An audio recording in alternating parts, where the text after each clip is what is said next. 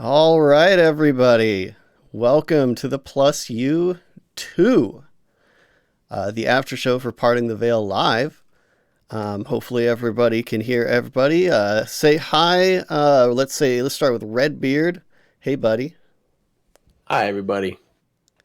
And then we've got the singing man, Mr. ManOfRohan. How are you, bud? Hey, good. Ready to chat. Awesome. Well, I'm glad. I hope our community is as well. Like I put in the pinned comment there, feel free to join the Pantheon Plus Discord if you're not already in there. Join in the green room, and we will eventually pull you onto the show, ask you some questions, or maybe you could ask us some questions. However you feel you want to do that. But a lot of stuff on climates and fractures tonight. So I don't know. The first thing I wanted to know, which we kind of like just touched on before we went live. So I got a lot of notes, but I didn't get a lot of like questions and like new notes. How about you guys? I felt like the questions that I had, they answered just naturally as a part of what they were chatting about. Not all, but I had quite a few, and I think a lot of it comes down to the mechanics. And I think maybe that's where they could have gone a little deeper, but I'll save that. There was a lot of detail though, for sure. Yeah, there was. Yep. Right. But and Red, I'm gonna put you on the spot. How are your notes doing over there? Probably the shortest notes I've had in one of these, but that's not necessarily a bad thing.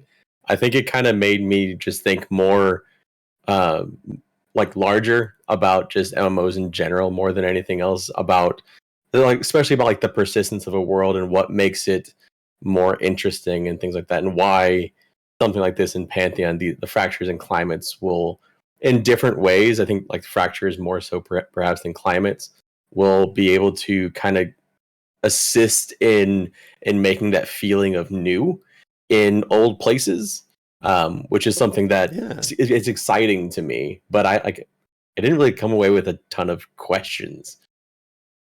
But I mean that's still a kind of big topic here is, and that they kind of wrapped up at the end, right? Is how does this make the game stay fresh? I mean, that was a big part of why this system exists. So it's definitely something that they're obviously thinking about, and we probably should be too. Right. Yeah, if you have questions, get in the green room.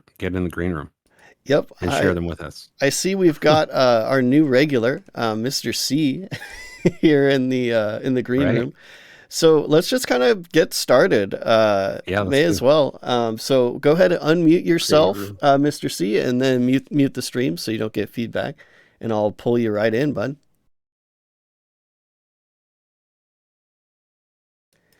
Hey there. First on the show this time. Yeah, first. Oh. Welcome. Welcome. Let's see. Is your mic working, bud? Is my mic working? Oh, yeah. There we go. I can hear him. Good. I didn't hear you at first. I was a little scared. That could happen to me. I mean, you sound great. You've got the professional microphone and everything. I always appreciate it. But yeah, questions for us or things you got answered, just highlights, get us going, man. So this is a question I had during the thing, and that was, has there been anything like the climate system in Pantheon that we've seen in other MMOs? Because I can't think of any offhand. Well, this is why they brought up Rift, right? Well, I think Rift would be more about fractures. Yeah. And that's a whole other thing. But climate, I mean, as far as in an MMO, I'm obviously not to this scale as far as I can recall. But definitely, I mean, the go-to is going to be breathing, right? So anaerobic, that's in multiple MMOs. You could think of it that way, yeah. Yeah. So anaerobic is in pretty much, any MMO that has swimming. But I can't think of anything. I want to say there was something in EverQuest 2. ManOfRohan, you may have was there anything like that in EverQuest 2? No. I'm trying to think of something, right? Like Churro Dude kind of pointed out in the chat. If there was something, it was probably in a raid, right? Yeah, which Yeah. makes me think of stuff like more like, that's why I think more like Fractures may have been something that is a little more done in different ways, but Climate perhaps not. There are definitely MMOs in development that are considering it, but beyond Pantheon. But yeah, no, I can't. I'm not. I'm the only thing I can come up with is the water breathing. Well, I think the hard part there is, or maybe the challenge in the past, and maybe no one has really wanted to tackle it, is if you have a climate here for this long, your players then now they have to plan for a lot more as they go into that area, and or they may not be ready for it, and being able to sustain people you have to give them real good reasons to go in there and do all that planning, and if it's not a raid, if it's not a some sort of thing where you're getting points for your guild or however you might be running it, why are you going to go in there? So I think that's really is what is going to need. So that was one of my questions that they didn't answer, but I didn't ask it. What is really going to make me want to go into Climates and Fractures and continue to? Oh man, how are they going to plan that? What's going to be in there? Before Red calls out the example in chat, because I actually haven't been to the Gray. Have you been to the Gray actually, Red? Because I don't even know about that. Been in pretty much every zone in EverQuest. How does that compare? So the Gray is actually a really good call out because it is a zone that's essentially just a zone where you cannot breathe. So it's not an underwater zone. I think it was pretty crazy at that time when Luckland launched, because it was the first zone that wasn't a water zone where it was still the same thing where you had enduring breath. So the same spells and things like that worked, or the same items would make it so it worked, but it was actually just like a totally open zone that led into another zone. And a lot of times, like, I would just try and run as quickly as I could from one entrance to Sra, the temple, to get to raids and things, because I didn't have anything that would let me breathe in it. But it worked that way. It made the whole zone, like, I don't think they did a great job in making the zone itself worth going to, specifically like for leveling or things like that. But you did have to go there for key quests and things. So it kind of added that extra thing of, well, if I'm going to go finish my Vexthal key, I have to go to the Gray. But to go to the Gray and actually survive, I either need a buff, or a buff that could be removed, or I need items that will give me enduring breath. So it was a really cool usage, and I don't remember them using it again since then. That was 2001. Yeah, I completely forgot about the Deep completely. But yeah, that's pretty much how I think everyone did. They just ran through it. It's like, man, I don't want to put on a enduring breath. I'm just gonna run through and get to the temple. Well, it's cool that there was an option. Just train to the zone. I think that's a big point, is that there's an option. And that's actually this whole thing. I didn't even think about this, but a little while ago, I started playing in Valheim Mistlands, the update of Mistlands. And if Fate actually will know what I'm talking about here. So we've been trying not to progress super fast in the game. And if you haven't played Valheim, I'm sorry, but it won't make as much sense. But basically the new area they added is called the Mistlands, and it's literally just shrouded in this impossible to see through mist until you have reached a certain progression, basically killed a certain boss, to make an item that allows you to see a bit in the mist. But my buddy has creatively tried to find his way through the new area by throwing AoE potions, and if it hits something, he knows there's danger there. Like, he's getting super creative about going into this place he shouldn't be. And I'm like, it's making me think of Climates. It's making me think of Fractures right now, and how creative players are probably going to be with how to navigate these things. Like, Yeah. This whole discussion kind of made my mind start like thinking about stuff like if wind shear is good enough and you have a glider mount, like can you get off the ground from the ground if there's enough wind shear? That kind of seems to be the implication, right? Because he added lift as what is it, the tier 3 kind of thing, that if you maybe are in a really dangerous area, but you kind of use that to start your glider. So it's like kind of a combination of risk, but also, taking advantage of that. And that was a new thing that I did have in my notes, that they pointed out that sometimes climates might be used beneficially, which is, I think, a pretty breaking thing. And you don't need your glider because now we have capes. Just hey, capes revealed. We all get to have our big billowing capes. Yes. Talking about and speaking actually about capes, like so Valheim, where they essentially have a frigid climate where you have to have a certain set of gear to be able to go into the snow. And that was one thing that I tried to get creative with, and found out the only creative thing you can do when things are very cold is die. So that didn't work out. You didn't do the line of campfires all the way into the mountains? No, I wasn't smart enough to do that. So I just died in the cold a lot alone. Seriously, like I can't shout out like Valheim enough as like a just great example of an implementation of this stuff. So, but I can move on now. On a small scale, like a very small scale. Yeah, but they are doing it well, and they're showing that if it can be like made exponentially larger, it might be a very interesting thing. But that's a bit different. Like they're specifically in climate. I mean, what you're talking about with the Mistlands, which I haven't played yet, does seem more along the lines of fractures, because it can go away, or you can find ways to get rid of it.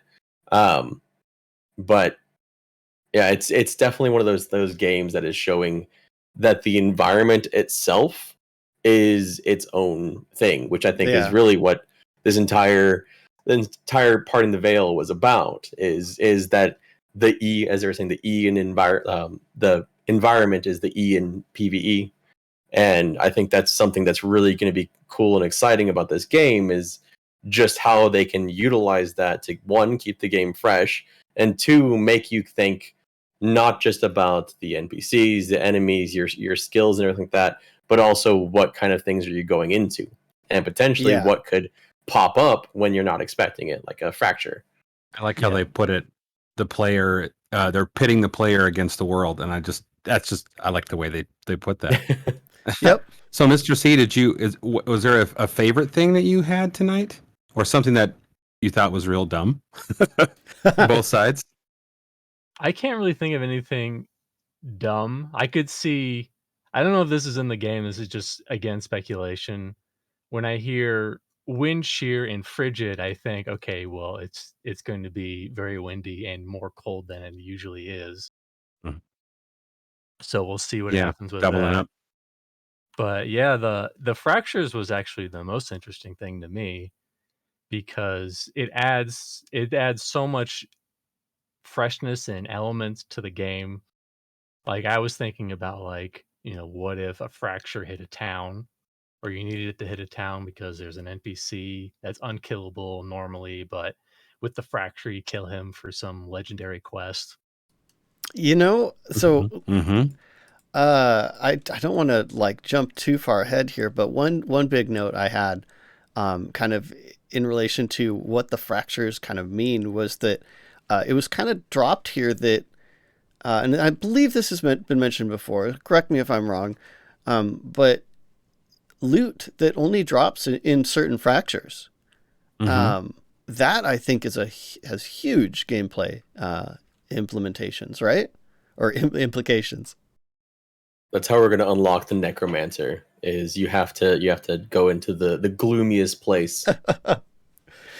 Well, like unlocking frog locks. You got to do the world quest to get it. You got to get the fracture just to unlock them. Listen, there's only 5 Necromancers, but you better watch out. They kick a lot of ass. I'll be one of them. Okay. You got to wonder how Good. much all these things kind of intermingle, and I think the hope is that they'd intermingle a lot, right? With the gloom, you would expect, well, if it buffs undead, let's say they do add necromancers, fingers crossed. Would it make your undead more powerful? I mean, it'll still drain your mana and all that, but would it make your undead more powerful? Stuff like that. Or maybe to the wizard, like maybe certain, cold, frigid, maybe it actually affects the spells and stuff like that. That kind of tying in. I think that kind of ties into what they're talking about. Like there are things that, I think you can even like think about combining different climates when you're talking about, and Mr. Cottleshire, you said about frigid and wind shear. Well, if you think about frigid, one of the things that it does is it snares you, right? Well, what if your wind shear is the thing that you don't want to have to deal with? So you allow the snare to, like, you don't kind of hold you in place. Yeah, so you don't add anything to get rid of that the cold, the frigid, and so then you kind of counteract the wind shear a little bit by doing it that way. And I think that's kind of an interesting way. A lot of what I've seen with Pantheon is them thinking of different ways to think strategically. Like, so whenever I think of Pantheon now, I tend to think of it as a strategic game, a strategic MMO, which is also how I thought of EverQuest. And so it's all those different things coming in together and finding new ways to do it, which one of the coolest things about EverQuest was players finding out ways to do things that the devs didn't expect. And by layering these things on top, you add lots of ability for players to come up with ways to do things that the devs don't expect. I'm going to use cow traps to stop me from getting blown off. I'm going to use a gas bat. Cow traps. All right, Undead gas bat. I love that idea though. Where just thinking of like Avatar, Last Airbender, where it was the comet was closer, so all the Fire Nation people, their fire spells were much better. Yeah. I love that kind of idea where you have the different climates, and depending on what kind of thing you do, love it. Love that idea. Could make for some really memorable nights. When everything lines up and your character is more powerful than they normally would be. We're getting a little off track to what was, I guess, said. But anyway, so we never get off track. I don't know what you're talking about. Anything else for us or for the community, or questions or anything, Mr. C? I'm fresh out.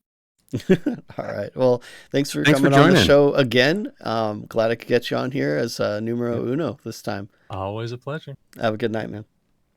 You too. All right. Next, I see Sarah's been waiting patiently in the green room here. So let's get Sarah in. Just unmute yourself and, of course, mute the stream, and I will drag you in.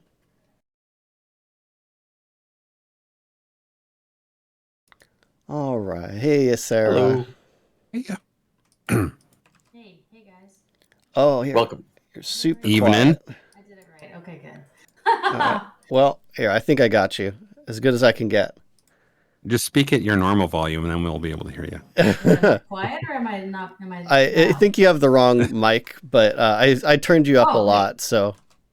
Oh. We're all good. All right. Oh my God. Sorry, guys. You're good. You're good. It's all good. In the meantime, let's see. So, one thing I did want a little bit more of in the stream, though, they only mentioned the one fracture, the gloom. And we got a ton of information on gloom, but even in chat, like, people were asking for, like, can I get some more that's information? The only fracture that matters. Oh honestly. My gosh. For your undead. Yeah, I know. Osmosis is the other one they mentioned. I'm just kidding. Osmosis. So can you guys hear me? There we go. Perfect. Yay! Okay, Discord. God, sorry. I didn't change it. It changes itself. Hey. Hey. Hi. Welcome. Right. What do you think? I think I've been MIA way too much, and everything is like news to me. It's so funny. Red's like, I didn't really have any questions. And I'm like, are you kidding? I only have questions. I have like a whole page of nothing but questions. Maybe I maybe just don't pay enough attention. You know, maybe that it's could be because our I problem. haven't been around and I'm like in the dark over here. I'm in my own gloom. But yeah, my three biggest questions are, and ManOfRohan, we had the same thought. Like, can I build campfires for warmth? Because that would be super fun. And can everybody build a campfire, or only certain people? Do I have to have certain like stuff in my inventory? I don't even know if you can, but that sounds fun. Um, I wonder if mounts, like the tameable mounts that we're going to be able to go out and find, are they going to be affected You by the know, climate, weather, fractures? I think when they had the stream where they talked about the big mount stream, if I hopefully I'm not just like remembering this because I want it to be the case, but they did mention I believe that certain mounts might give you some acclimation in certain climates. Might not affect fractures, but who knows? But when it comes to climates, it always makes me think of Ark. Like when you ride a bear in Ark, you get basically acclimation to cold. And kind of the same thing, it sounds like. I'd have to go way back and check my notes, but I think that's a thing. Well, what about the other side of that, though? I think what I was getting from what you were saying, Sarah, is that what if your mount was affected Yeah, is your by mount going to those? get Not just that mount they'll going to give you get acclimation, spared? but yeah. Or yeah, Yep. that's I Is wonder. your tauntaun going to freeze if you're on home? Right, like can you ManOfRohan, just you're on the mount same Oh up and my like ride gosh, out of you the and thing? Red, literally the same thing. And then I was also wondering if there are going to be like audio tells or sounds that you hear in the game that's going to tell you that like you're about to come upon a fracture or that the climate is about to change. Well, on the climate side, we've definitely seen that. The easiest example is the frigid. Like you start hearing like the tinks of like ice build up, and you see it on the screen. That kind of a thing. As far as Nice. fractures, though, it kind of sounds like anything goes. They listed out, a bunch of kind of visual cues. Let's see. But I are there can't find audio them here. cues? Yeah, I think there have to be. I yeah, love I the hope idea of so. like you have to be listening and paying attention or you won't realize it's about to happen and then you like stumble into it and you weren't prepared. You should have been paying better attention. You'll be able to tell who's been watching Netflix while they were in the group. Right. Yes, that. It does sound like it's open for that, though. One thing I got from that whole talk about the visual kind of indicators of getting into a fracture was that it might not be like super blatant, which I think is pretty cool. Like if you're not paying attention, it sounds like you might actually be able to stumble into it. Yeah, I like that idea. My favorite thing about playing any games, MMOs or RPGs or whatever, is like whenever something happens that you didn't expect and you're just like totally surprised, and then you have to like respond to it or die or end your gate or whatever. But if you Right. do respond to it and then, like you come out of this thing that you didn't even know you were about to experience and you're like, holy shit, I just survived that, or I just like, got this really cool thing and you didn't even know it was going to happen. Mm-hmm. Yeah, that's awesome. Yeah, that's part of that making the world feel more alive that Joppa was talking about at the end. Just adding more things in there that don't even have to be exactly combat, right? And that's a big underlining aspect of Pantheon, I think, is that a lot of MMOs, the emphasis is 100% almost on combat, and Pantheon's kind of like, well, yeah, like there's combat, but like you're really contending with a lot of different things, and there are a lot of dynamic factors kind of working together to make it feel like the gameplay is mixed up a little bit more. Yeah, and then discovery too. Like, you're in a group and you're like in a zone and you have no idea that something could even happen there and like, all of a sudden your whole group is wiped out by an avalanche or something. I don't know. But just like then you're thinking, how can we, avoid this or fix this or play like what do we need to do now that we know that this happens to be able to get around this in the future or make it work to our advantage? You know, Yeah, something that it yeah, keeps go it ahead, Red. fresh. I was just gonna say it keeps it fresh, which is what we kept hearing in the stream is just keeping the world fresh, and like new things in old places is kind of how I think of it, and that it does keep you on your toes, like Sarah is saying. It's you never know what's going to happen even in places that you've probably experienced in or gotten loot in 100 times before. There could be something different is kind of the vibe that I'm getting. I want to soapbox just a tiny bit here, because this is one reason I'm rather tied to Pantheon, is that they seem to be designing the game in a way where you won't always be prepared. And I think that is genius game design. I think at the point where you're able to always be prepared for any situation, is the point the game just gets stale and boring. And they seem to be designing the game, especially including fractures, that may not be there, may be there, maybe a different one. And they're severe enough or impactful enough that you literally can't be 100% prepared. So you're always having to figure out, okay, how do I plan B? How do I do the best with what I have? And that's way more interesting than I have solution B to, question A. So really just another layer to that. And it's nice to hear that you're right. You literally can't be 100%. Like your mitigation can only go to a certain level. Like even if you are completely prepared, you're never going to get it down to, completely negligible. Maybe it'll feel like that because you're used to it. You're as a gamer, you're acclimatized to that happening. But you're like choosing your glyphs, for what climate. It's like, well, when we get to the later stages of the game where we're starting to get multiple climates at once, it's like, okay, so, what one do I want to deal with? Do I want to mix my glyphs? Do I want to go like full, remove this thing because this one doesn't bother me as much? That's just, anything to get your brain going, right? Yeah, and then like the planning that goes into the group too. Like, does everybody have the glyphs that they need? If not, like we need to get everybody, like preparing. If you do know what's coming, you still have to prepare for it, or you should. I mean, I guess you don't have to, but like the thought that goes into it, and then like the community aspect of it, because then everybody has to work together, and everybody has to make sure you have the things that you need, and then like the working together that goes into getting the things. And yeah, that was my favorite part of EverQuest back in the day, was like even though some of the stuff would like take forever, getting there with your guild or with your friends was the fun part, getting all the keys or getting all the things. And it was so funny that Random Rob called out that thing in the chat, because that memory of like running through the zone with Sal just like as fast as you can before you would suffocate just to get to the that was oh, thanks for that memory. That was awesome. Okay, that's all I got, guys. Okay. Well, is there anything that you wouldn't want to happen in a fracture? No, I'm up to whatever. Make it happen. Like what if spaceships came from another another it has to dimension? No. Yeah, no, it has to be that's what I mean. It has to be fantasy. It has to stick with the world, but otherwise anything that's possible in the world I'm good with.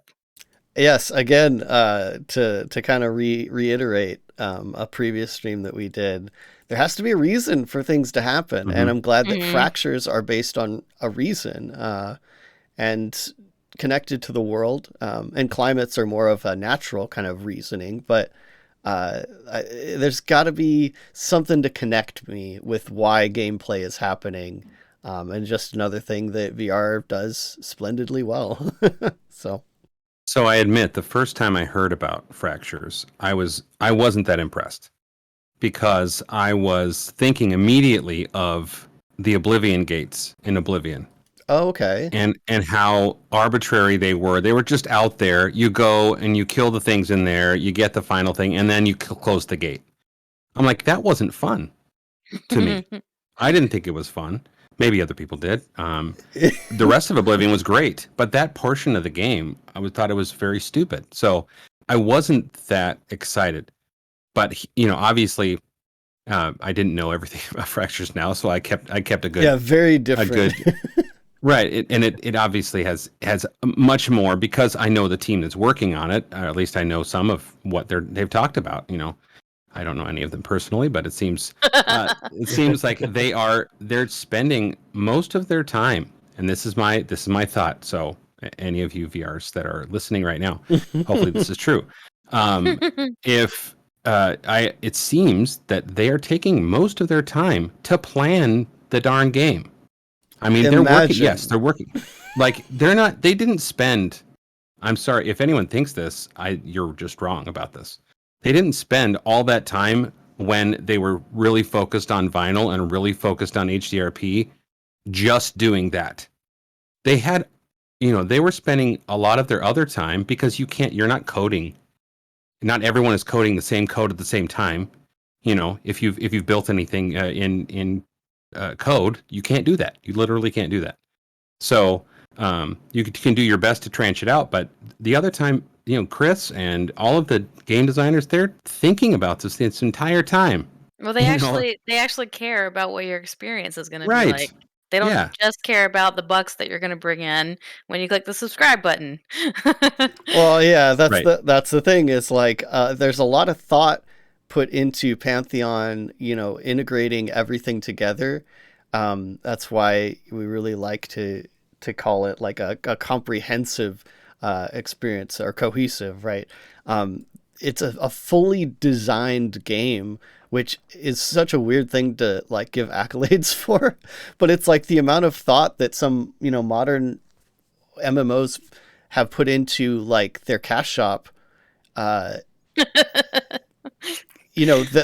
super well designed cash shop, right, versus the game that is kind of like thrown together.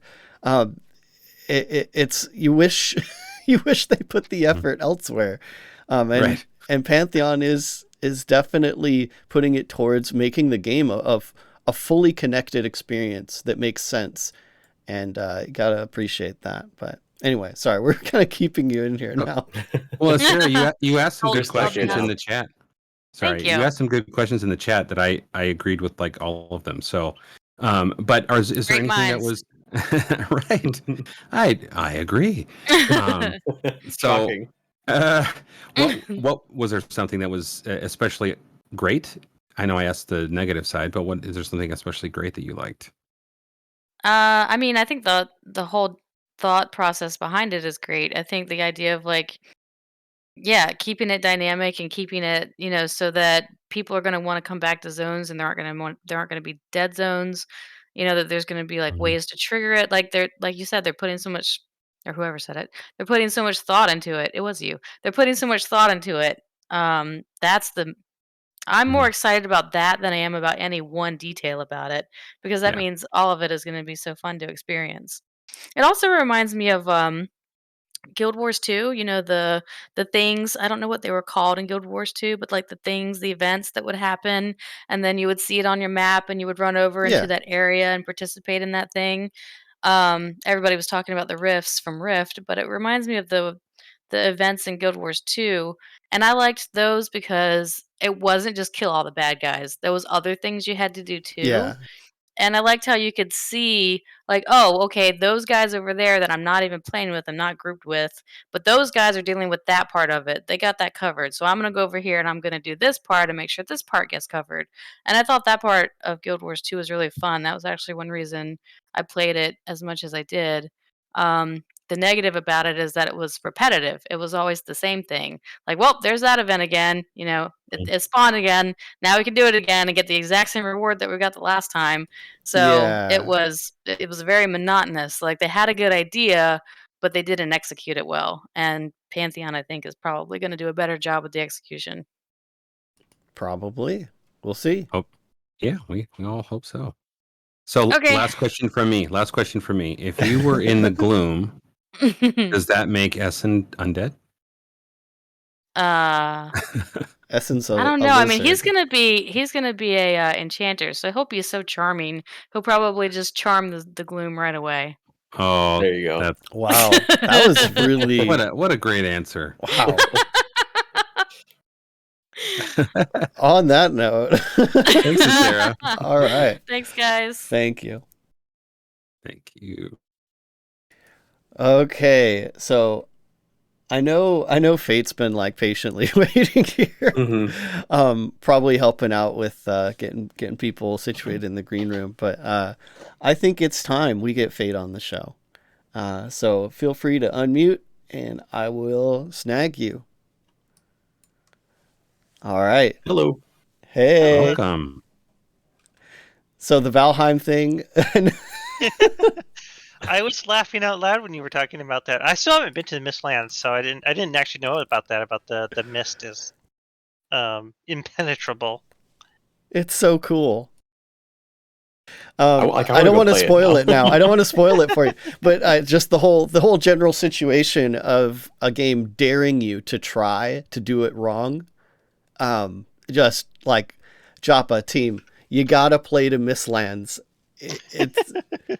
It's insane. Anyway, so questions, comments. You know the drill. What do you got for us? So towards the end, he kind of dropped it towards the end there, but there was Joppa mentioned like player created fractures. Did you catch that? Yeah, like triggered things. Triggered things, and made me wonder about how far that would go. So the ones I had written down was triggered from. I know one of them was quest completion, boss encounters. Which like what sounds like something really exciting and impactful to you that might trigger like a quest, like what would happen if you triggered a fracture in town or something like that? Where you like brought you bring a strange rock back to I don't know, the crazy geologist, and he just hits it with a hammer and opens something up. And undead starts spawning, and it's a gloom fracture in the middle of Throne Fast or whatever. Yeah. So that just like put this idea in my head, and I can't even imagine it being in an MMO, something more like I'd imagine in an RPG. But just like imagine you have a quest, and at the end of the quest there's a choice, and you have to make a choice one way or the other. And one way doesn't like cause any kind of issue. But let's say there's a a slightly darker thing that you could do as your choice, and that creates a gloom fracture in that space within the city. And so the choice of one person in a quest will affect everyone in that area by creating that fracture. And then it's tied to a lore reason. And like that's the kind of thing that I think would be really cool. Even if it's like a one-time event, like it's a GM quest or something like that, that would still be so cool to me. Or just something like that.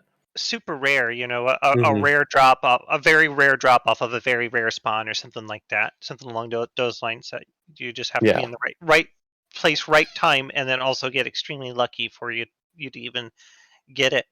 And I believe they've talked in the past about wanting to do events like that like actually change part of the world like temporarily, or maybe even permanently or something like that.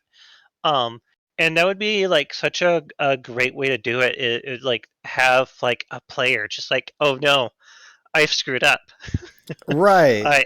This whole town is just overflowing with undead. My bad. Sorry, guys. Let me totally not on purpose, y'all. Sorry. Let me stack a bunch of the things that were talked about on top of each other, just to go for the extreme here. But they already mentioned that certain things might drop in certain fractures. So, and we just talked about maybe rare items to turn in as a potential quest or something. So let's go all the way and say, maybe you go into a dungeon and you run into a fracture and it drops an item. Like, let's go for the mysterious rock, right? Because that's just, that's just excellent. But mysterious rock, and you take it to, some fancy geologist out on the corner of town or something. And you get 4 choices, and each one may do a different thing. Maybe it opens up a different fracture that can drop its own additional thing as you complete it. Or I don't want to say complete, because it was very clearly said that not every single one will just be like, an event like Rift where it's, you do the thing and it closes and all that. But an effect that is unique that may lead to other things that get to a point where, all of the kind of slight bits of randomness stacking into each other could mean not a lot of players reach the same conclusion. What if, like, those goblin caves, you go in there one day and there's a fracture of some kind, doesn't have to be gloom. We'll just go and use gloom as an example. And then, like, the goblin boss spawns, he's like a gloom cursed, like, undead version. Yeah.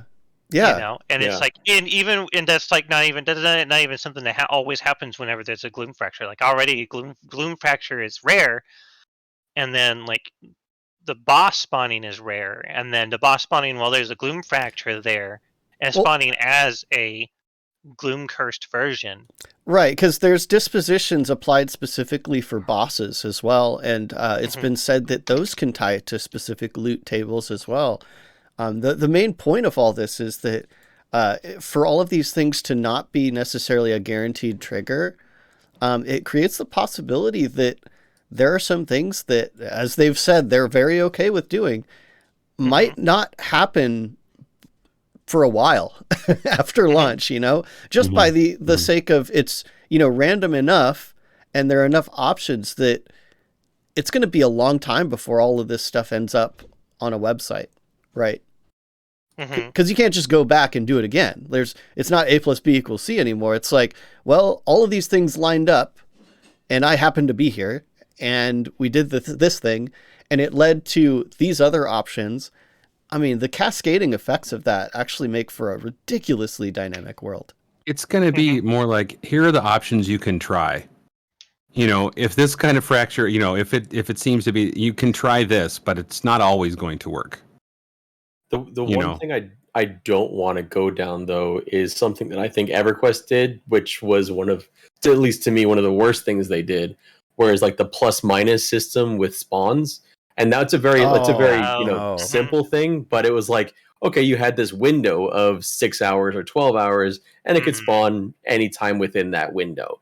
And that just became an annoying thing. Yeah, especially when you were talking about, like, it's one thing if it's like, 6 to 12 hours, okay, that kind of sucks. That's already a long time to wait. But when you're talking about literal week-long spawns, and the spawn window is actually 3 entire days that they could spawn, between like 4 and 7 days after they were last killed, and then you're just like, what are you supposed to do about that? It's like it was definitely one of the absolute worst things about EverQuest, was just like not just long respawns, but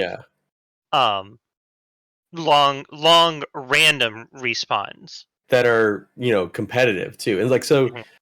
I have so many great memories of EverQuest, and a lot of it like comes with difficulty and things like that. But I have the worst memory I always have is just sitting and waiting for Sev to spawn. It was just so painfully boring because you couldn't do anything else, and you had to sit there for and we actually sat there for 12 hours, and then we ended up losing the kill. It was like there isn't a good memory in that, at least for me, and I think. When you're doing with all these, any kind of like RNG type things or windows or things like that, that has to be something to consider, is not to go too far the other direction where you have people waiting, right? Like, not make it required, because that was because some of the worst ones I don't remember were always for like quests, usually epic quests. Ragefire for the cleric, epic. Because the cleric epic obviously was in the most demand of all of the epics.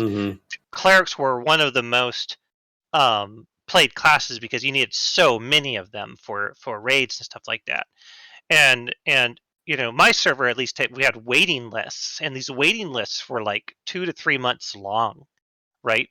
For this boss that was only one lengthy spawn out of a series of lengthy spawns. For one quest. Turn in mobs. I think the difference here is that it's not a plus B equals C thing. Like, these things could just happen, and it might not be the same thing each time. it would be something where you're already doing something else, and someone's like, "Yo, I think there's what was the one that Minus just put in here? The frenetic floor. Yeah, the frenetic floor in this, boss room, and you're like, that sounds exciting. Let's go try to do it. Versus like, I'm gonna sit in this boss room for a week until a frenetic floor hits this. Right. Like, yeah. And like the next time you go in there might be no fractures, and probably won't be any fractures. Won't and be, then you could go there. You could go there every day for a week, and there might not be any fractures the whole time. I think that's what mixes it up and changes it from that old, thing that a lot of people don't have great, memories of, right? But I noticed we got some more people in the green room. Is there anything else you wanted to bring up? I did. Did they mention the possibility of fractures having positive as well as negative effects? I don't think they did. Climates they did. Yeah, but climates they did, not fractures. Oh, climates. Okay, because I was the idea, because I think I got this mixed up in my head, because the idea of like mixing player triggered fractures. Well, we were talking about like on a big scale about like major changes, but what about smaller ones? To be clear, so the example given with Gloom was not specific, I guess, exactly. It was saying that it gives mana drain and healing effects are reduced on players, but then it just says stat increase to undead and HP regen increase to undead. But maybe, that's why I kind of brought this up earlier, maybe that doesn't necessarily only apply to enemies, but we'll have to see. I don't think that was clear. We'll have to see. And I mean, you could think of it a couple different ways too, and not to just bring up the necromancer thing again, but in like, what if there's a spell or something that makes you have like the appearance or feeling of being undead? Like in World of Warcraft, there's Lichborn. So Lichborn makes you into undead. So there was a thing in World of Warcraft where you would use skills that damaged and they actually healed you. And that's a very RPG type thing where, like Divinity Original Sin has something similar. So if it can affect players, maybe they do have things that could, benefit in that way based off of skills, items, whatever. And then that's only touching on one of the fractures too. There's a ton of there's other fractures too. I think we got a list in chat earlier. I got a list. Catch all of them.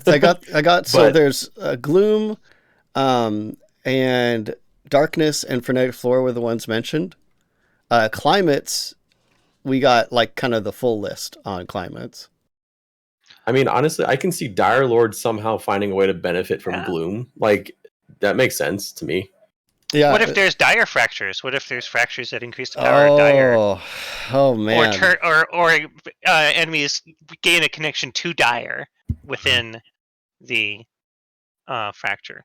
But I was also thinking about, like, because we were talking about like these big powerful fractures, what if there's like smaller ones that you can kind of randomly trigger that like have an effect in a smaller area, and it's got a minor effect that like do interesting things in the area, like make stuff spawn way faster for a brief period of time. Yeah, I think a lot of that is definitely open to possibility. We could just hope that like VR is like just there. Like taking notes, or I'm sure they already have like a bunch of stuff that they want to do. But yeah, is that it for now? Yeah, Fate? I think so. I could talk about this kind of stuff for like a week. So I know we all could, but for the sake of the East Coasters and the folks that don't always come into our green room, I'd like to get them in here and stuff.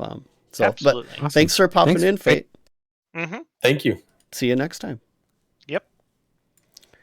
All right. So, like I said, we got some more people popping in the green room. Some people we haven't seen in a long time. So I'm pretty excited about this. Mr. Breakout, can you unmute yourself? I really want to hear from you, man. Breakout. We need to have a thing. We doing a disco? Breakout. Hey there, Breakout. Hey, bud. It's good to see you. Good to see y'all too. How are y'all doing? Hey there. Pretty good, man. You might want to mute the stream. Just yeah. I just okay. I You just got did it. that. Cool. So nice to hear from you, but to keep the show going, what are your thoughts on fractures and climates, man? So as you know, I've been out of the loop for like a year. So this is the first I'm hearing about fractures. How long has it been talked about? This is actually the first big kind of info wrap up and dump we've had in, I want to say, at least a year and a half, 2 years. I'm trying to think. Oh. I think they talked about it loosely in past streams, but nothing a lot very recently. Okay, good. So you're caught up. Missed that much. Yeah. Yeah. Just one stream. There we go. So kind of getting some worries, probably unfounded as far as fractures go, because at first I thought maybe this was like a daily quest thing where we would have to go and geez. Yeah. No bueno. No. Yeah. Hard no. Yeah. And then after watching this stream, I'm now getting like a world bus from Vanilla WoW. Feeling. I think I mean I can see where that's coming from, especially because when Joppa first mentioned it, it was talking about the presence of an NPC, right? And so I think like that's something, and that's what we've seen in a lot of games, is those kind of things where it's tied to defeating NPCs or a boss or something like that. The Rift, talking about the Rift and everything like that. But the more that Joppa talked about it, the more it sounded like it was more of a way for the world to alter itself. So instead of it being tied specifically to any single thing, it's a way for, just to kind of add some dynamism to certain parts of the world where you may not have it otherwise. So instead of it being tied to, you're expecting this every couple hours or something like that in this spot, that this boss will spawn, which is what world bosses were in World of Warcraft when I played, which was later. But it's more like, okay, just a place where you normally went to now has gloom, and you have to deal with this now. And good luck. Okay. Yeah, like, right, so and I think the big deal that wasn't brought up when they were talking about the Rift situation, right? Is like this stuff is going to happen in our open world dungeons, which I think is a big addition to that dynamism, right? It's not just open world, like, oh, here, this is like kind of the gimmick, which I'm sorry if, a lot of people like Rift, but like the particular thing was a gimmick because it was just the same thing repeated constantly and in the same places and stuff. It's a cool mechanic, but a gimmick. And having it kind of just happen more, or not even organically, but I would openly say randomly, in places that you might be doing 5-10 times, it does help. It helps break it up, right? Right. I will say, in defense of Rift, it was more random, and it did happen, and they were tiered, I believe, so you had different tiers of different rifts. Tiers and different types. So, yeah. And so you could be in a place where you would normally not be dealing with much difficulty, just doing your quests, and then all of a sudden a really high tier rift drops on you and makes it kind of impossible to do the quests in that area until it's gone. So it did add some dynamics to it, and I think it was just kind of building off the games before it, like Warhammer Online, which had public quests, which I still think public quests and Warhammer Online were kind of the better version of a lot of these events, these dynamic events, because they were actually tied to lore and things like that. EverQuest 2 tried to pull that in with their was it Destiny of Velius expansion, where you had like a specific event, a timed event that was a public thing. And that, I still feel like the fractures are just different. From at least what I'm gathering, is they are not, the more that they were talked about, the less I connected them to Rift or anything like public quests, because it just seems like a way to modify. It's like a modification on what already exists. And I could be completely wrong on that, and I could be just reading too much into it, but I see it as a layer going on top of the game that already exists, whereas a rift is a creation in the game. Yeah, and it also has a start and an end. I think that's a big difference when we're talking about fractures and even climates. You can't fully mitigate a climate. You can choose in the situations where you have multiple climates, you choose what you deal with. So there's options, but you never fully mitigate it. With fractures, there's a lot more different stuff happening. And there's not always a specific endpoint. It's more of a possibility than a goal. Mm-hmm. It's just, this means things might happen. It modifies what I was expecting previously, but it's not like another checklist. There's no checklist. Mm-hmm. Yes. Yeah, we were going to go over the Redhorn Pass, but then Karathras decided to hail snow on us for days, and so we had to go through Moria. I like, that kind of an idea. You would. Where, we're in a dungeon and you plan to go a certain way, but there's a fracture there that you probably can't get through. That's stopping you. So because you're not ready for it, because there's something in there that is just, destroying you. So potentially terrifying. We've got to take a different way. Like darkness, for example. Like, hey, we don't have the answer to this right now. Let's go a different way through the dungeon or a different way over the mountains. Yeah, that's all right. Y'all set my worries aside. Thank you. Wow, it was that easy, huh? Yeah, if that's what it becomes, then yeah. As long as I don't have to go and grind for world like in classic World of Warcraft, where you had to go and grind for those world buffs before you went to raid. As long as that doesn't happen again. Well, because that's a dailies, checklist, isn't it? That's just dailies again. Yeah. I think if the potential negative would be potentially not being able to do the thing you wanted to do that on that given day, because there's a fracture there now. Yeah. So maybe you're not prepared to deal with that fracture, whereas you were prepared to deal with that area before. And that's where I gotta do the hot take kind of a thing. I think people just need to learn to deal with that. I think the one thing that separates MMOs from single player games is the lack of control. Be it by having thousands of other players or the world never ending. Which, Choppa pointed out, it's an MMO. It never ends. It just keeps going. And not being able to do something at a particular point should be an acceptable part of the experience. And I know a lot of people are very goal-oriented. A lot of people love checklists. I understand, but in an MMO, it's not always just going to be about, hey, I'm logging in to do my checklist and get my little, chemical, hit for completing something in the day. It's an adventure. Just let it be an adventure. Now, Des, would you say that people like some strife in their MMOs?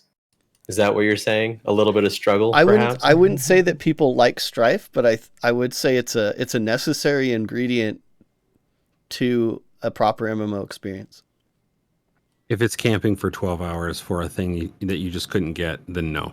That's not strife. That's not strife just anymore. Penalty. I'm 45. I'm not going to do it. Yeah, they're well designed strife. How about that? We'll qualify it a little bit, but that I'm completely okay with. Going through a dungeon and then you get to one of those things and you try it. Because I'm definitely down for trying it. If someone's just like, oh, we're not even going to try this, I'm going to be upset. But if we try it and we can't get through it, then that's understandable. Like the Mistlands, it dares you to try it the wrong way. And I think that is a significant separator of these systems versus, the other examples we're given. Anyway, anything else, Breakout, while you're here? Yeah, go ahead. No, that's it. Thank you, guys. Dude, thanks for popping on. I'm glad to have you around again. So, have a good one. Well, and Cheers, something. Breakout. ManOfRohan. Glad to be back. Sorry, guys. I keep jumping in. But if you remember a few, well, it was quite a few streams ago, but it was when they first showed the better version of the gate, where they, it was the, and they were showing an expanse. Yes, there was a bridge, but what if you couldn't get across the bridge? Well, you could. There are other ways you could do it. You could climb. You could climb. Druid could do a bridge, right? So I think that because there are fractures, I think there are going to be more options. I think that seems to be in the plans, is saying, hey, this thing is really hard, but there might be another, maybe equally hard, but in a different way that you can get there. So great example, I'm sure that they're thinking about those things. So great example. All right. Well, let's oh man, do we dare get Random Rob into the chat? vote in chat. Like, should we take Random Rob? Yeah, dare. Okay. Gosh, you like Rob too much. All right. Rob. I like Rob. Hi, What's Rob. up, buddy? Hey guys, can you hear me? Oh, yeah. Definitely. Oh, awesome. Well, Drac owes me $5 now because I bet for him. So poor Drac. I know he's been in there a while, but I'm like, we always hear from Drac. Right? Des is just playing favorites. It's okay. Yeah, I know I've been doing this in a completely wrong order, so hopefully no one takes offense. But Rob, what's going on, man? What are we talking about? We are talking about fractures. I love fractures. Oh, you love fractures. So yeah, I think it's a good way to make the game fresh, unique. Because when you think about Pantheon, I mean, it's a bunch of different worlds that smash together, right? And that's kind of the lore behind the fractures, is it's kind of otherworldly magic, right? So I'm thinking with fractures, what if, just for full immersion, because I want to be just fully immersed in any game I'm going to play, and no game has really done this yet, but I want a game that breaks the fourth wall. Because if we're talking about otherworldly magic, I mean, planet Earth is a world that should be affected by this magic. So what if this fracture would affect you at the computer? And I knew I was going to get juggled when I think about this. But like, what if like there was some magic that would shrink your hands to where you couldn't even type at your computer? I don't know. That would be just terrifying. And it mismatches your socks. Yeah. Oh, that would be the worst. Wouldn't it? Yeah, it would be very, very hard to play. I should have known. I should have known, man. Oh, look at those.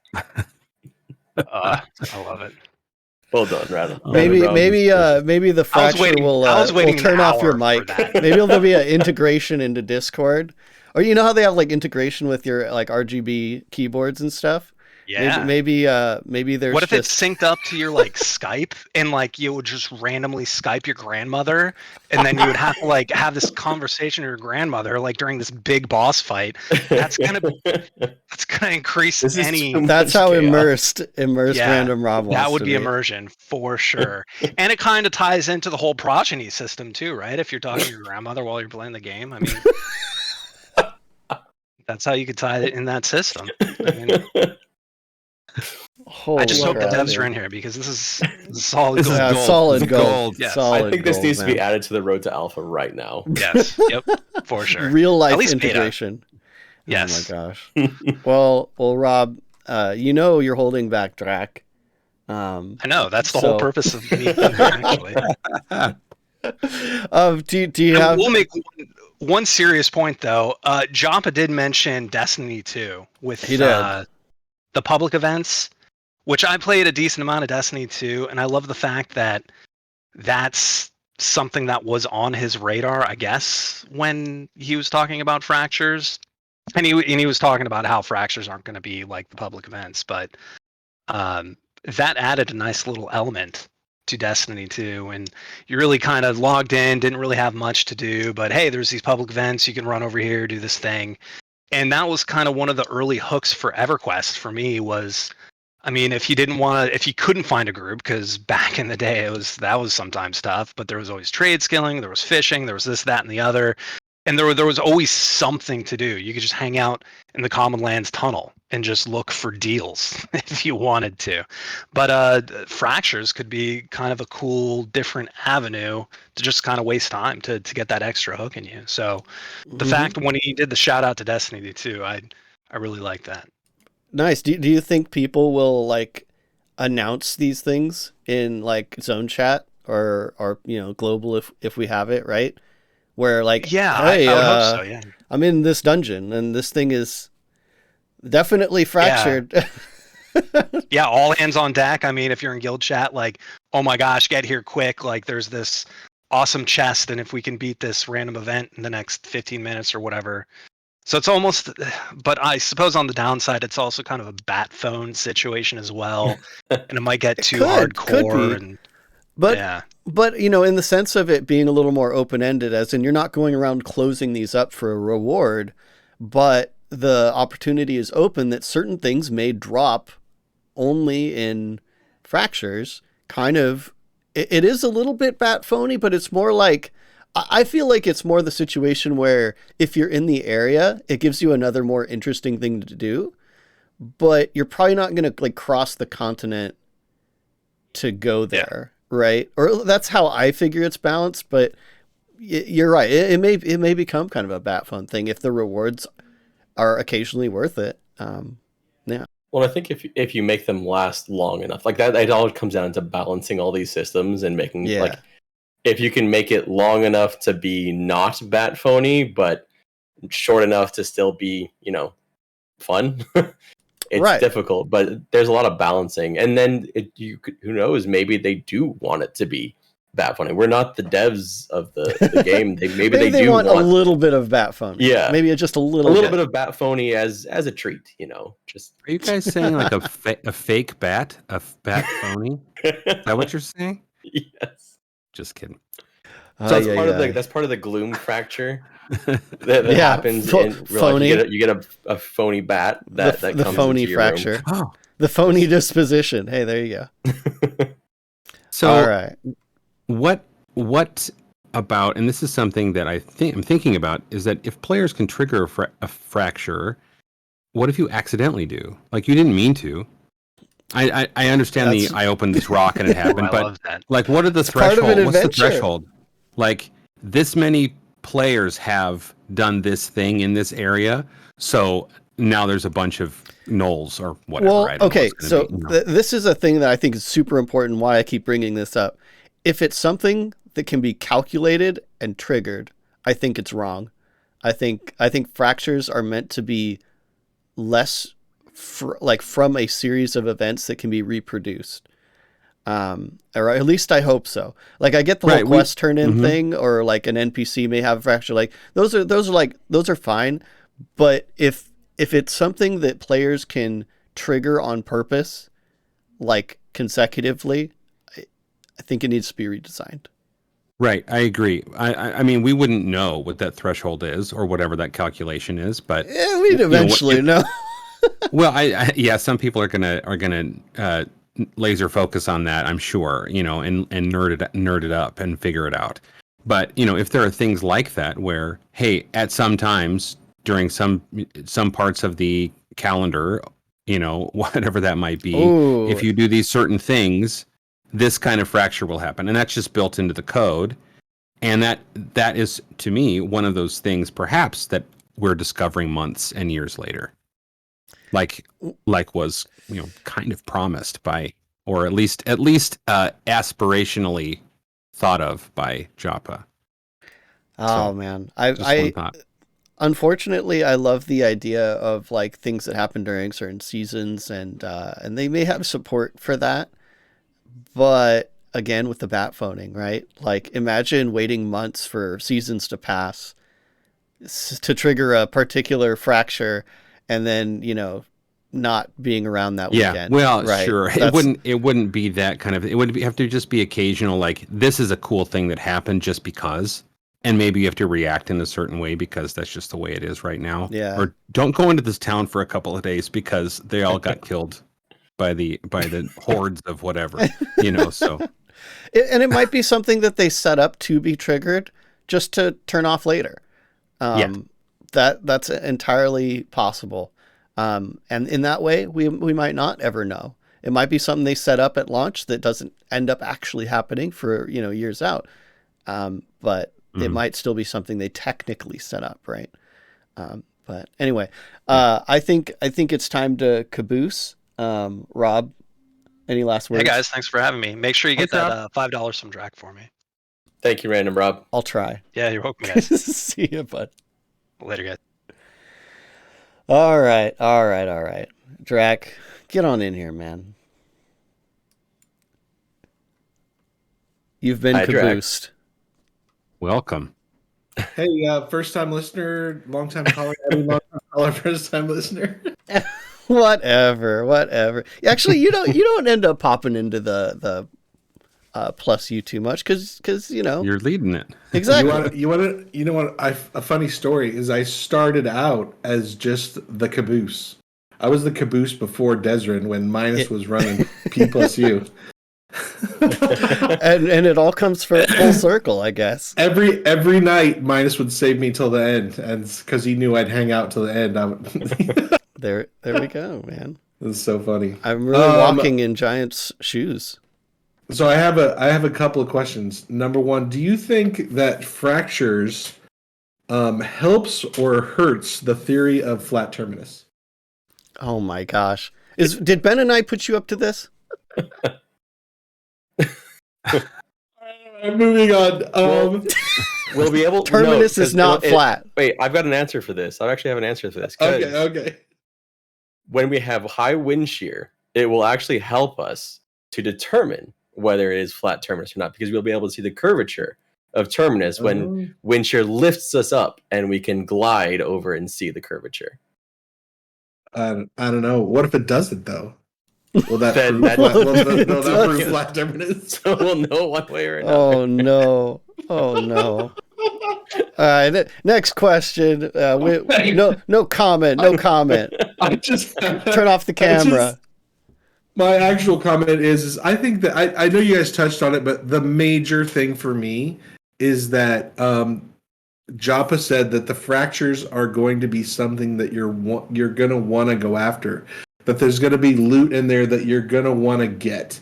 And that's what makes the whole system work to me. Because as you guys pointed out with Oblivion and those dumb portals that like you go through and there was never any reason to go through it, you just did it.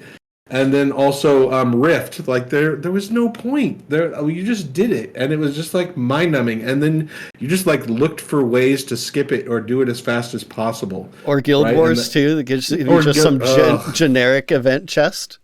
Yes, exactly, and it was awful. And the system, it needs to be like, okay, I can get something cool out of this that isn't readily available in the rest of the world and only happens when this fracture spawns.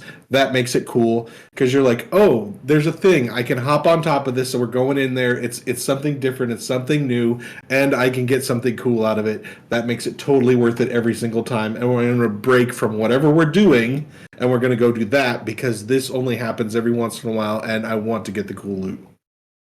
So it's the loot that's fine line. Oh, go ahead. No, I was just pointing out that once again, Drac is driven by loot.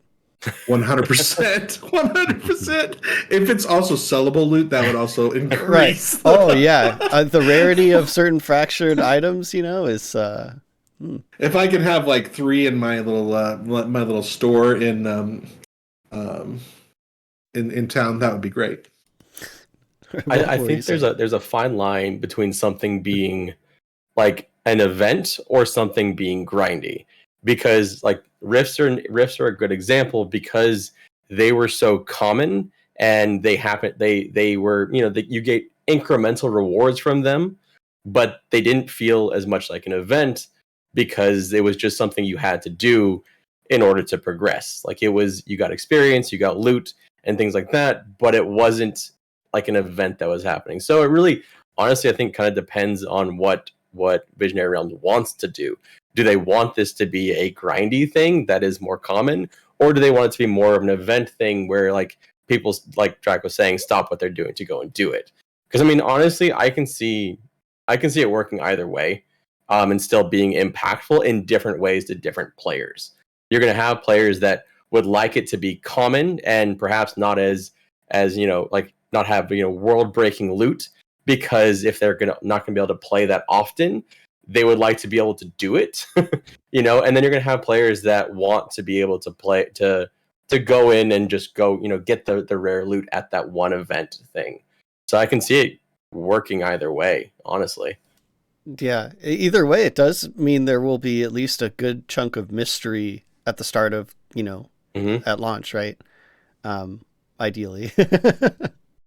It needs to have, for me, I think it needs to have good enough loot that I don't want to avoid it, right? I don't want to see a fracture and be like, nope, going around. Yeah. Like every time, just like, nope, avoiding that. So it's got to be like the risk versus reward thing, right? Yep. Like it's got to warrant the increased risk, because it has increased risk. So it's not just the rarity. Right. Then it actually has a direct one-to-one tie-in with something that's happened in Path of Exile last year with one of the leagues that they did. They did this huge change to rare spawns that in the past they would just have a bunch of modifications and then kind of just a generic increased rarity drop from these, but then they changed the whole system so that it was more specific pools and a specific set of mods that was meant to make them more unique, but they were so freaking hard and most of the time so unrewarding that there was a huge uproar in the community where a lot of these things, because a lot of people play hardcore in Path of Exile where if you die, you're done. And so they would just avoid the rares. It would just go around. They'd be like, this isn't worth messing with. The reward doesn't match and I might get one shot, that's not fun. Unfortunately they've helped smooth it out now, but that's a interesting, almost exact one-to-one example of that not happening and making a whole thing that could be fun, because they did make the rares a lot more unique and interesting to fight, but you have to have both sides of it, I guess, especially for Drac. Well, I don't want to go and do a fracture and say, okay, this kind of thing can be harvested in this fracture, perhaps, and you have to have 50 of these to make a set of armor. Well, maybe that set of armor goes away because I'm better at it, so I'm just going to skip it. I'm like, I don't need that thing because I'll just limp along with this less cool armor. I know that was really awesome, but it was only awesome for level 30 to 40. Now I'm past that. Yeah. So am I willing to go and I'm sure they're thinking about this, but I don't want it to be where, this thing only happens at a really low rate. This fracture, it only comes up at a really low rate, so I'm only getting maybe a piece a week. Right. Something. Go ahead, Drac.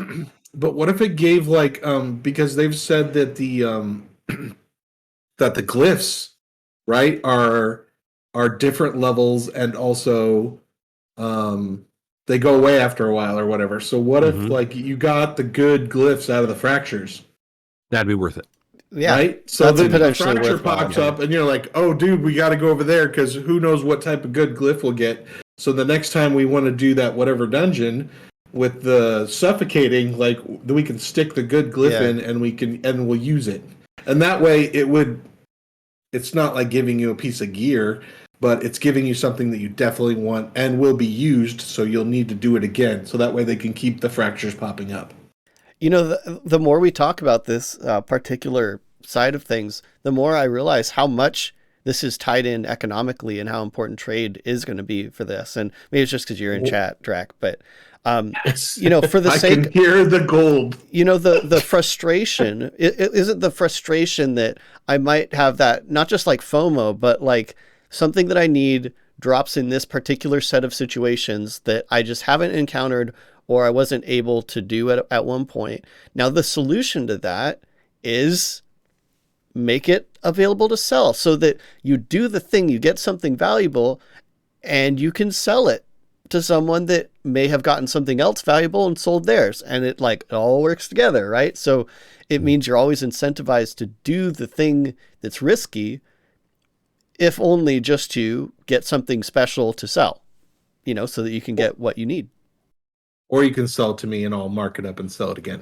I mean, I'm just kidding. Well, it's Zuby. Hopefully that's how you say it. It's Zuby. In chat was saying, how fast do you expect to be leveling in this game?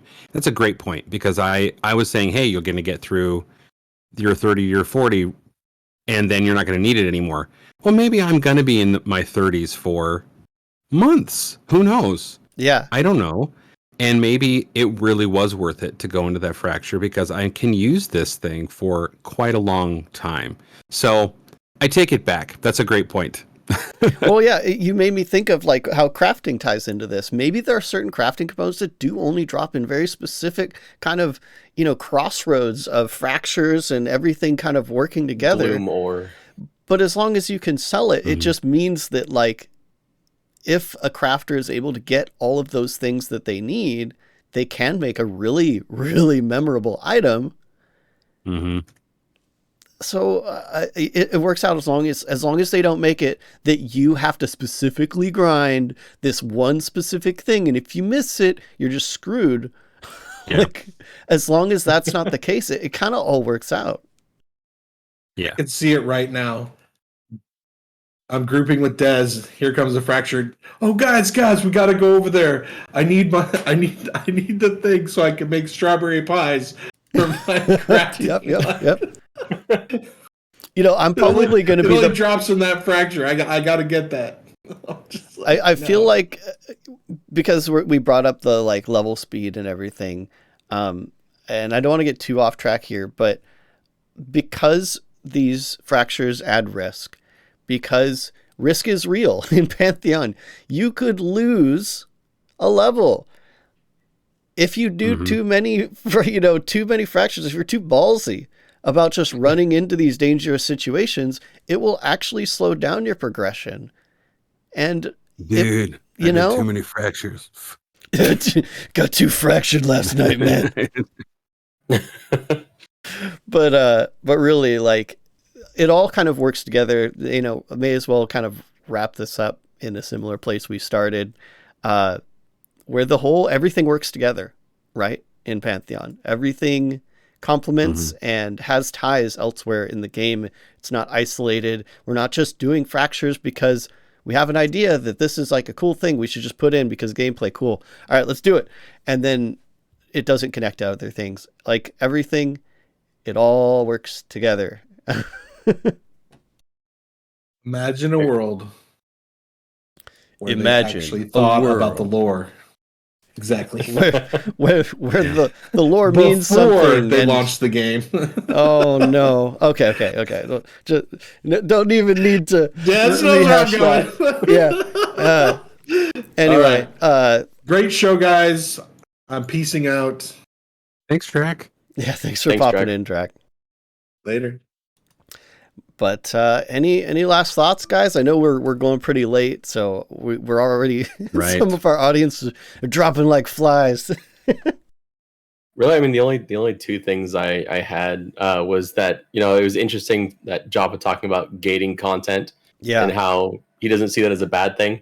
And honestly, I don't either. I mean, as long as it's reasonable, finding out what is reasonable to people is going to be something that any game is going to have to do. What is in a reasonable amount of gating, and what kind of things do you have to do to get to that content? But then also that, and this is kind of like not necessarily related to the fractures, but that we're going to get some, potentially we're going to bean a little bit at the end with that we're going to have some new updates on the road to alpha in the newsletter.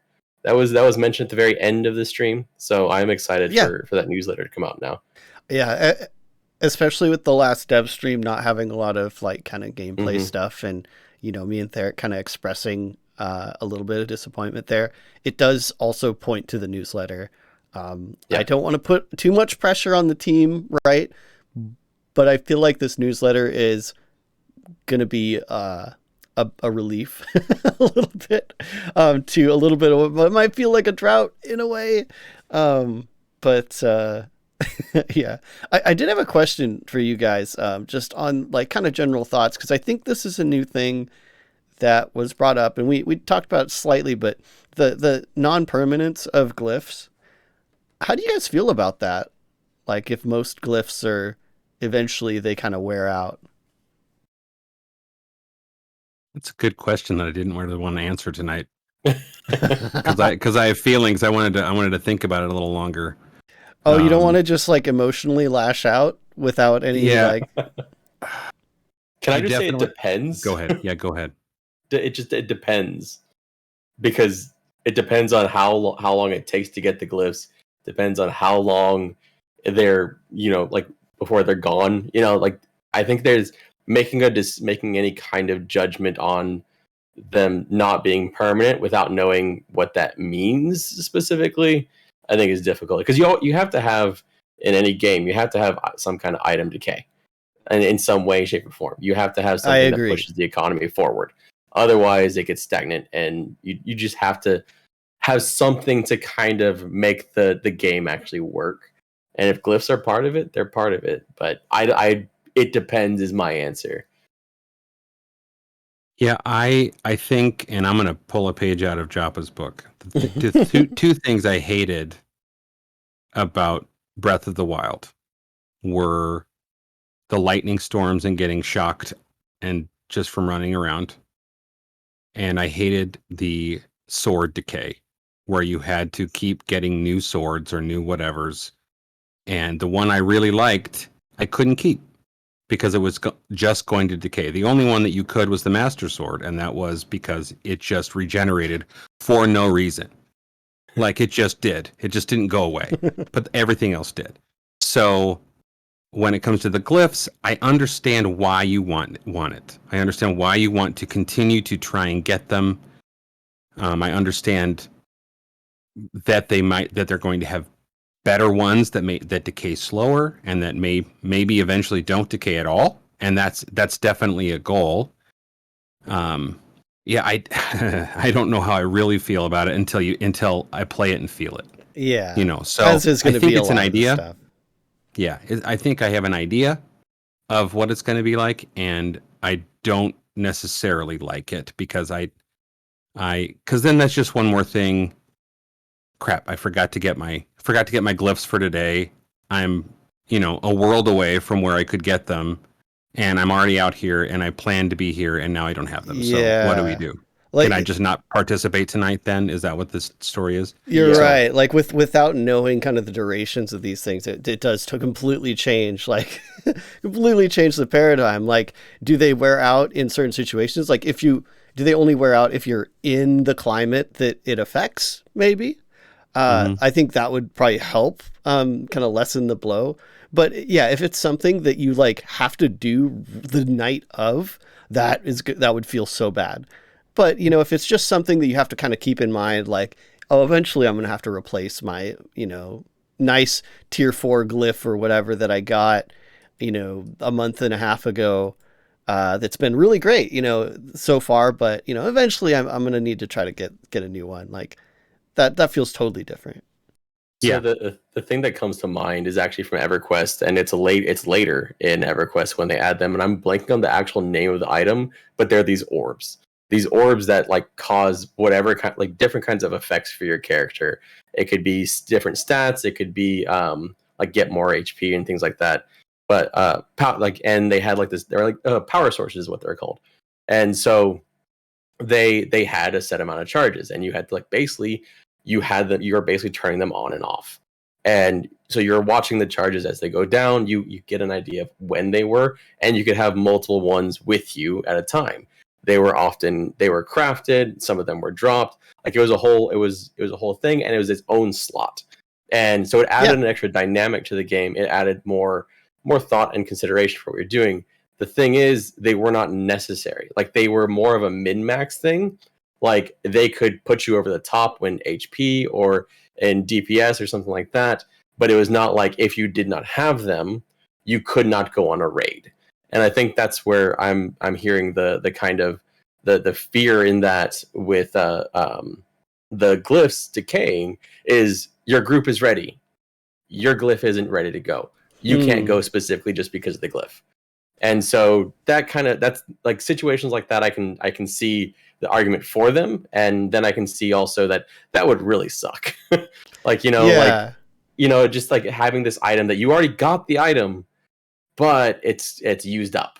So I think that's why I keep saying it depends, because it really depends on how long they last, how obtainable they are.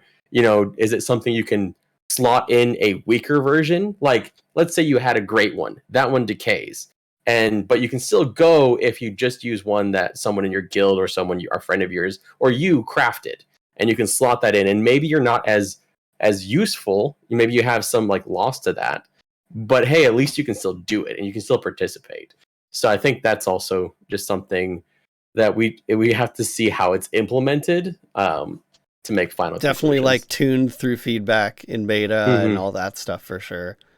Yeah. Well, great combos tonight, guys. I mean, I think we pulled a lot out of this out of this PTV. A lot of ideas. You just don't like me to sleep. Des. It's true. I have to pay you back for dissing on my favorite game of all time. Listen, Sacred 3 dissed on itself. Okay, I'm just kidding. It's not my favorite game of all time. It's not even a little bit. Sacred 3 is Dez's favorite game. You all heard it here first. Anything you guys want to shout out? Things you're doing soon that we could tell our audience, everyone that's sticking around at this point, right? Sure. I've got a giveaway going on right now. My first ever giveaway. $50 Steam card to celebrate 2,000 subscribers. I'm a little late on that by about 860 subscribers. But it's if you want to enter, the information's on pinned to my Twitter, and it's also, I did a community post on YouTube, so anyone can enter. Go ahead, and I hope it goes to someone that is a fan of MMOs or RPGs. Right, that's great, man. I love that your stuff is just growing and growing and growing. That's awesome. Thank you. Yep, I am, and well deserved. I meant to say, I have another lore song coming up. Yes. Sorry. I'm working on it. exciting. Working on it. Yeah. So it's I'm working on it. That's all I'm gonna give away. And then there is another thing that I am also working on with Drac on the down low a little bit. So we will see how that goes, how quickly that goes. But awesome. Yep. So more ManOfRohan content. That's it's all quality. Thank you. I'm mostly on the job hunt right now. So that's taking most of my time in my mental time right now. Side bonus for us at least. But yeah, I can't wait to hear it, man. Yeah, it's I don't know how soon, but I'm working on these things. Take a lot longer than I want them to, but they it was very appreciated. Yeah. All right, and for me, obviously, Rewind this weekend. Y'all know about that. Noon Eastern on Sunday. Me and Theric are gonna get just as deep into fractures and climates and everything else going on in the community over this week. But I think that's going to be it. Thanks everyone that stayed extra long. It was a pretty lengthy Parting the Veil in the first place, which is always really great. A lot of little details that we'll be chewing on for a while. And thanks to our audience. Thanks ManOfRohan. Thanks Redbeard. For staying. I'm Pacific time, so I'm still good. But I've got Persona 4 Golden to play, so I got to get off of here. Oh, it just okay. came out on PS5 yesterday. Tomorrow. Yeah. Oh my gosh. All right. Well, fair enough. Good night, everyone. Thanks again for coming to the Plus U2, and we'll see you next time. Bye, everyone. Be well. Bye, everybody.